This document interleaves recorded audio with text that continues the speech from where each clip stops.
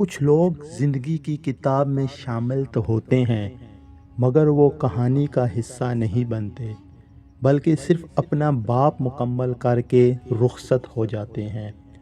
ایسے لوگوں کو پہچانیں اور ان سے ضرور بچنے کی کوشش کریں۔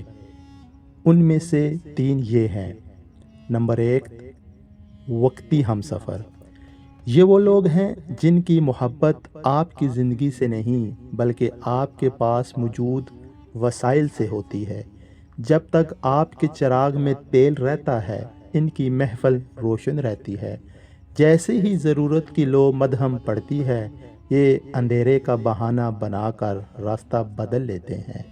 نمبر 2، ضرورت کے پجاری۔ ان کا رابطہ صرف توجہ یا مدد کا محتاج ہوتا ہے۔ ان کے فون کی گھنٹی آپ کے حال پوچھنے کے لیے نہیں بلکہ اپنی مشکل حل کروانے کے لیے بجتی ہے۔ ان کے لیے آپ ایک انسان نہیں بلکہ ایک سولوشن ہوتے ہیں۔ نمبر 3، لفظوں کے جادوگر۔ ان کے لہجے میں شہد اور نیت میں زہر ہوتا ہے۔ یہ وہ فنکار ہیں جو تعریفوں کے جال بنا کر آپ کے اعتماد کا شکار کرتے ہیں۔